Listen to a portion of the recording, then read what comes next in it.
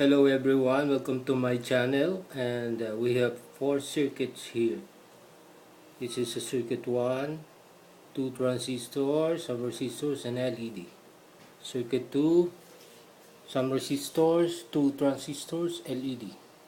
Circuit 3, some resistors, 2 transistors, LED. And circuit 4 is some resistors, 2 transistors and LED. It seems that we have 4 LEDs here, 4 golden LEDs, yellow. But you can see it as it's almost identical to each other. But we can see the circuit diagram that it's not identical. It is PNP Npn Complementary configuration. The 2 transistor works as a switch. They complement with each other to operate in saturation mode to make the LED to turn on. So let us see the circuit diagram of each circuit. So this is our circuit here.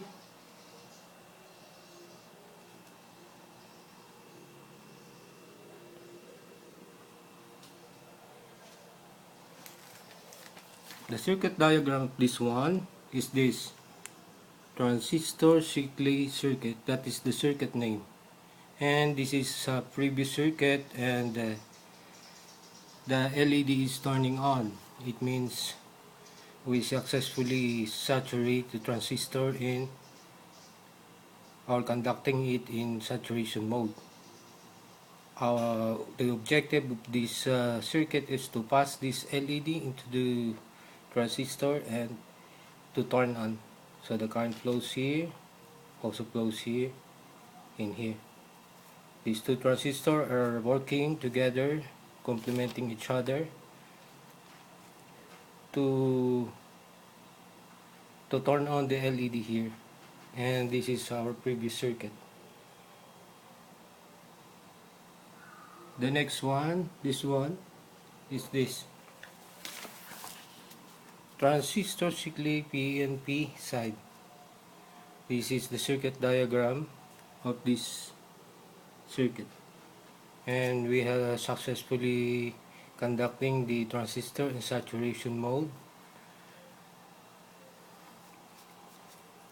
Current flows here to the PNP, driving the transistor here, also here, and it's lighting. The third circuit is this Transistor Pnp Npn Complementary.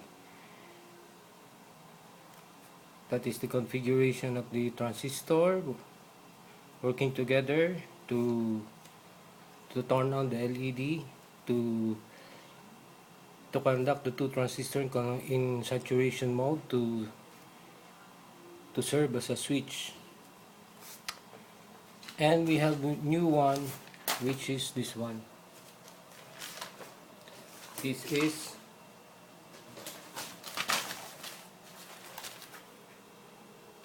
a transistor Pnp Npn Tandem. Let us discuss this new circuit here, because the 3 circuits are some sort of little confusion in the calculation. But here we have a new calculation here. So the objective of this circuit and the LED is turning on is to conduct the 2 transistor in saturation mode to serve as a switch. So the easiest way, when you close the switch, easiest way to let the LED to turn on is this, and to the ground. So it means you need to turn on this transistor at the same time this one. And we have 2 resistors here, and this resistor is a bias resistor. Also here a load resistor, to balance the circuit. I put a resistor here and a resistor here. No resistor on this side. The base of the PNP and the base of the NPN. I'm using BC557 PNP, BC447 NPN, and the load is taken, or the output is taken, in the emitter side of the PNP.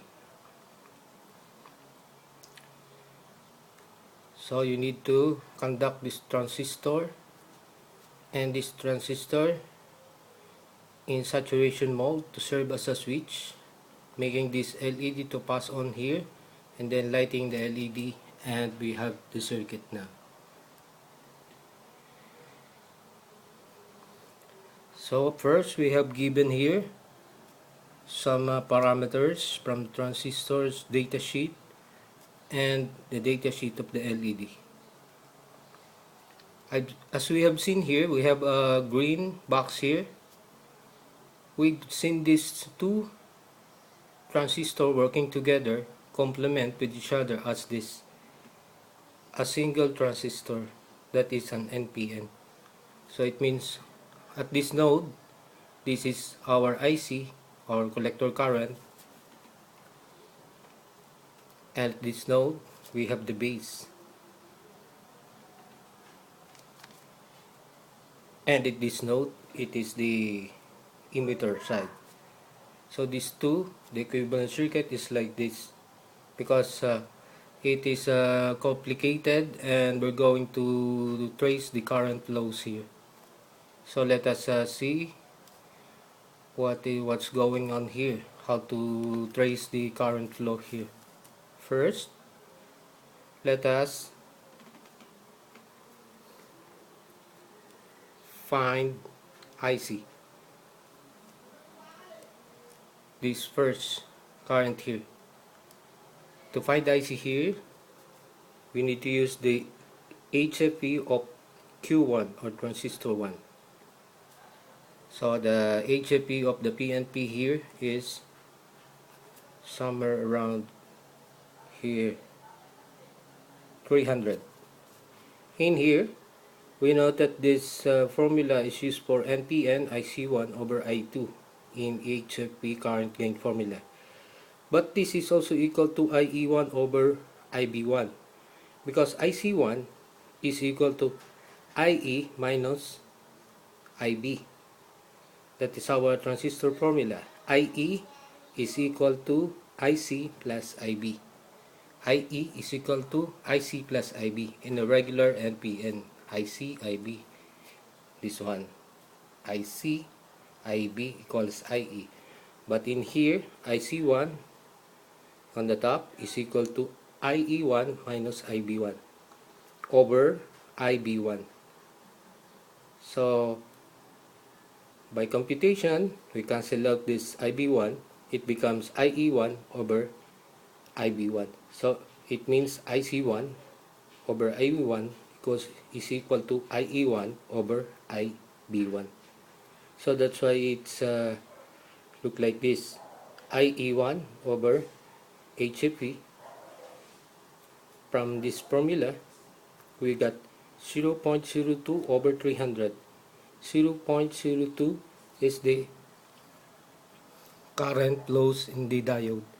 That is the first current flows here in the emitter side. So it's okay to use IE1 over HFE or IC1 over HFE because they are almost equal. IC1, IB1 because of this formula. Cancel out this. So we get now 0.00067, almost on microamps. If you're going to convert this to microamps, 1, 2, 3, 1, 2, 3, almost 66.7 microamps.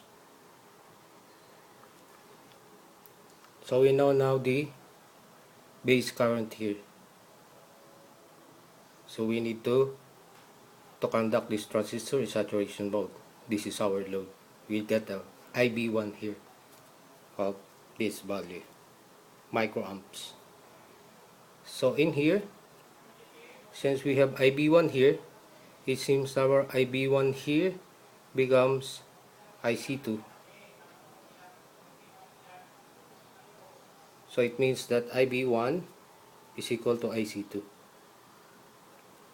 Because at this node, we got IB1 and this one is IC2.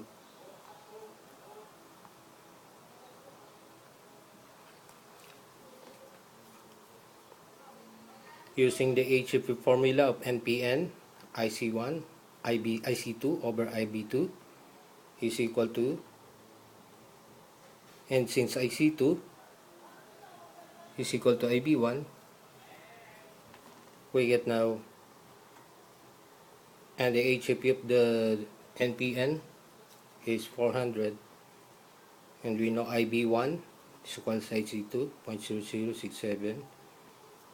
We got here 0.000660, 168, almost 0.01 microamps. When you transpose it to the right, 0.0168 microamps. It's very small current here. This one, IB2. We have now IB1, IB2. And it seems that for the transistor formula here, we get here the IC1 here. We have IE1 and IB1. In here, we have a formula here, IE1 is equal to IC1 plus LB1. We got now IC1 is equal to IE1 minus IB1. We all know that IE1 is 0.02, IB1 is calculated already, and we get IC1 0.0199 ampere. So IC1 here is, we know IC1, and IB2 we know already. So what happened is that current flow here is much greater than here, because IB2 here, this is IB2, is just 0.01 microampere, and here IC1 is around 9.1 milliampere. This is microampere. So it means IC1 has a greater current than IB2. This one, IC1 and IB2. So what's happening here? At this node, current entering to the node, current leaving into the node. It seems that there is a correlation between the two. Since we're about using HFE here. And I found out that in order to know the correlation, all I know is a simple mathematical equation here. The law of inverse proportional. Just like in the Ohm's law, when voltage is inversely proportional to current. It means when the voltage is increasing, current is decreasing. So in order to replace that inverse proportional, we use equal sign and the constant R here. In this case, IC is increasing. In this case, IC is increasing and the base current is decreasing to the next transistor. It seems they are inversely proportional, same as here. Increasing the voltage, decreasing the current. Also here, increasing the collector current, decreasing the base current of the next transistor. So in order to replace that in a mathematical equation, is equal to, there's some sort of constant applying here, just like a resistance in a Ohm's law, and that is resistance R. In here it is HFE equals HFE. Here equals R. It should be voltage inversely proportional to resistance, just like here. Collector current is inversely proportional with base current. When this is increasing, this is decreasing, just like here. when the voltage is increasing, current is decreasing. They are inversely proportional.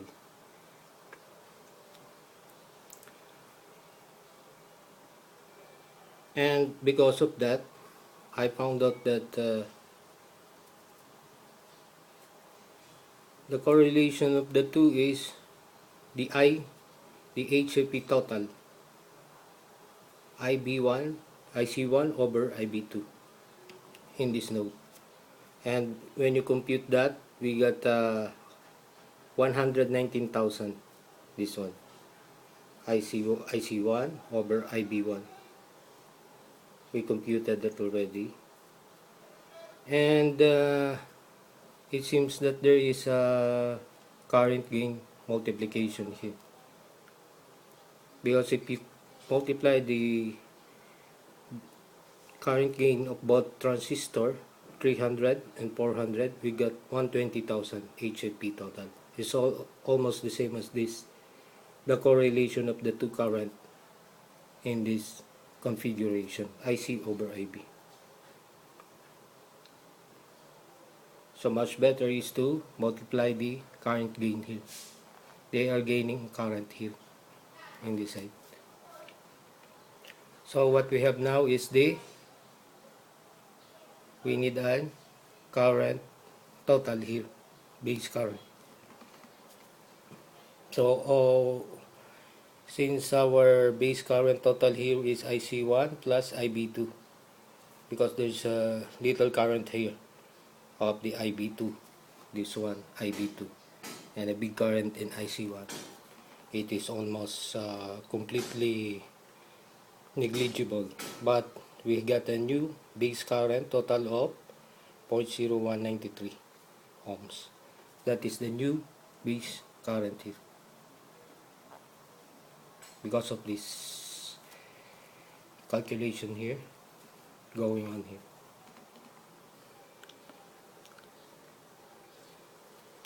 And we got a new, and we have also a transistor formula that IE is equal to IC over IB. Since we know that IC2 here is equal to IB1,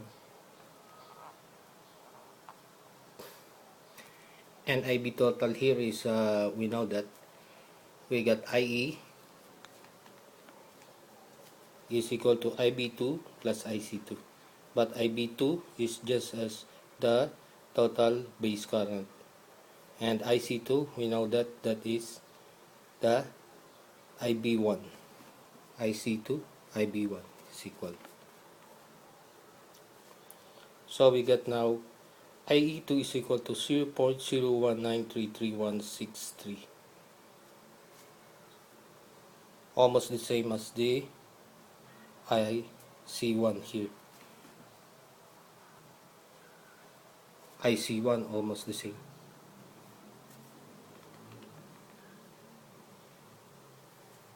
This is IE2. So we calculated all the current here flowing in this junction or in this node, and also the current here, and also in the current here. We have seen we can have an equivalent circuit of that with this kind of circuit, an NPN type transistor.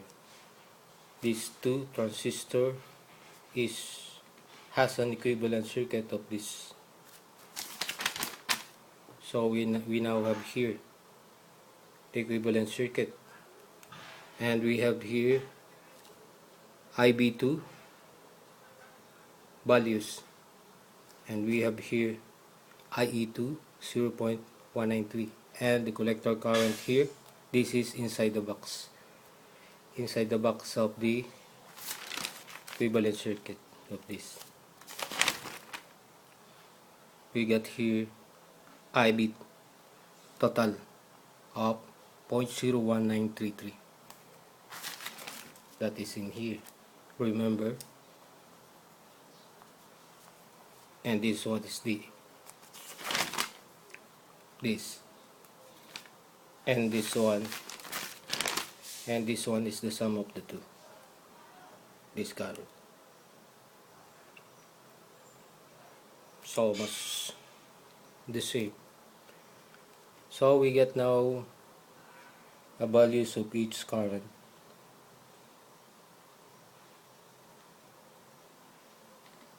So in here,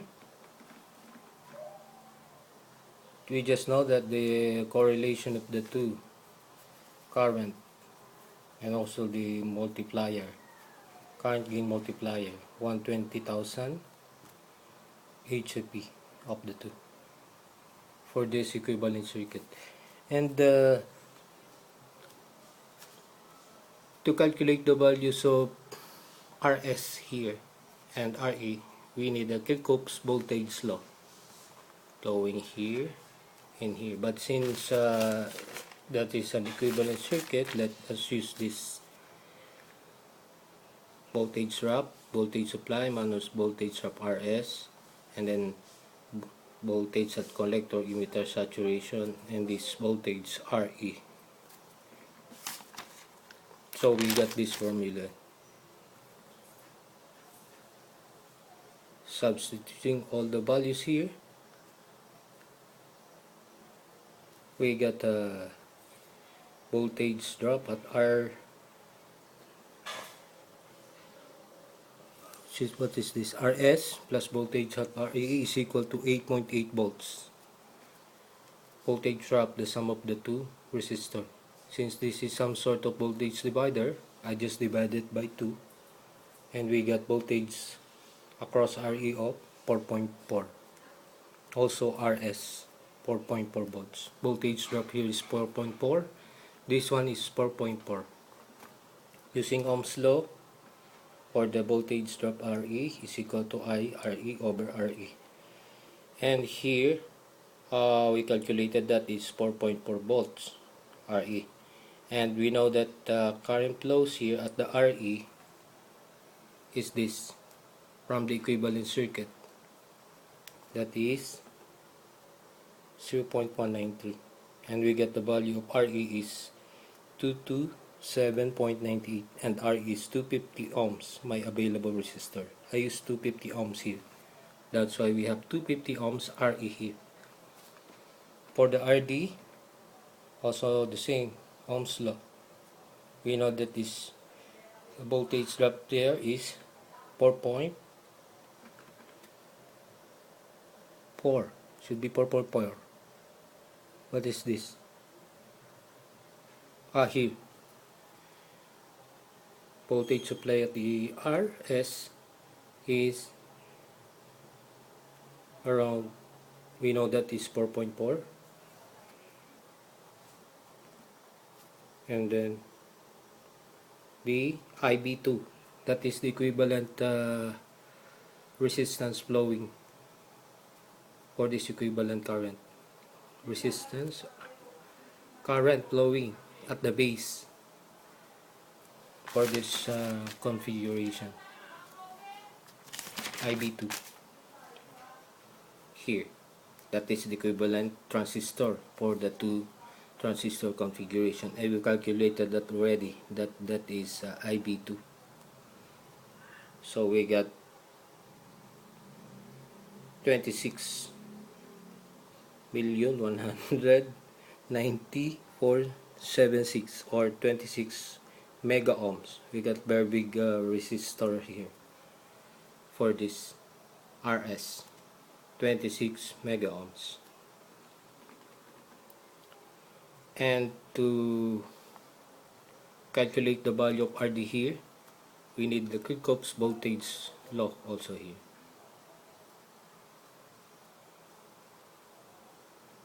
Calculating the Kirchhoff's voltage law here, we got this one at RD. Voltage supply minus RD, voltage drop here, the diode, collector to emitter of the saturation of the transistor PNP, and then it passing to the,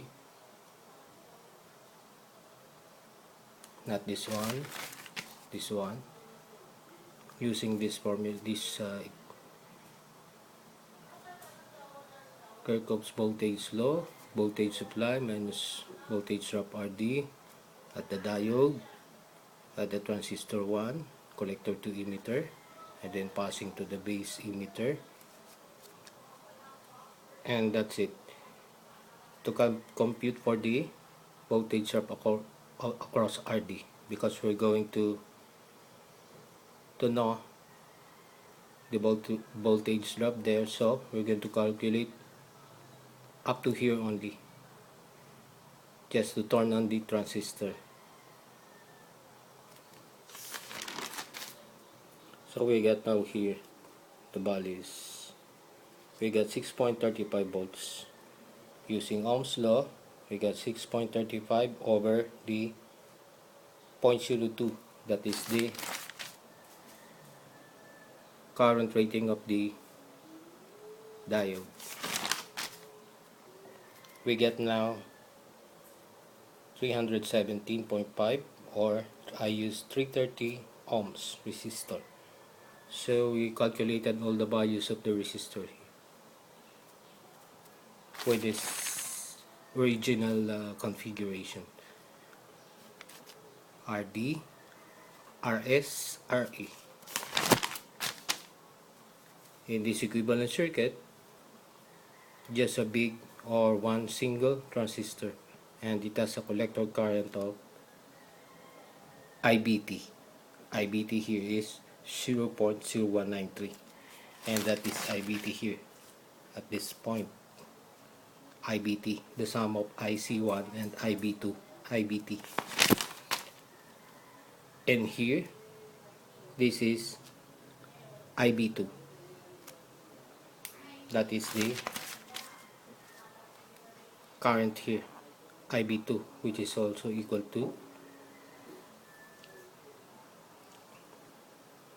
IC1 plus.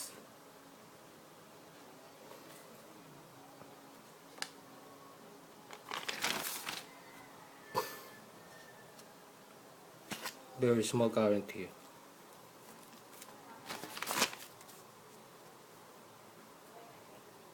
This one.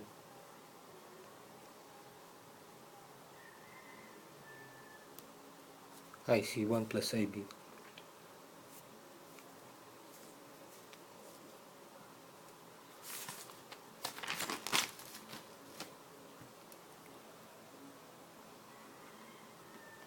So we calculated all the values, and the circuit is this one. Seems that LED has a nice lights here, and I think the circuit is stable, and the tree circuit is some sort of a little confusion but still working. But here there's a good detailed explanation of the circuit here. Thank you for watching the video, and bye bye.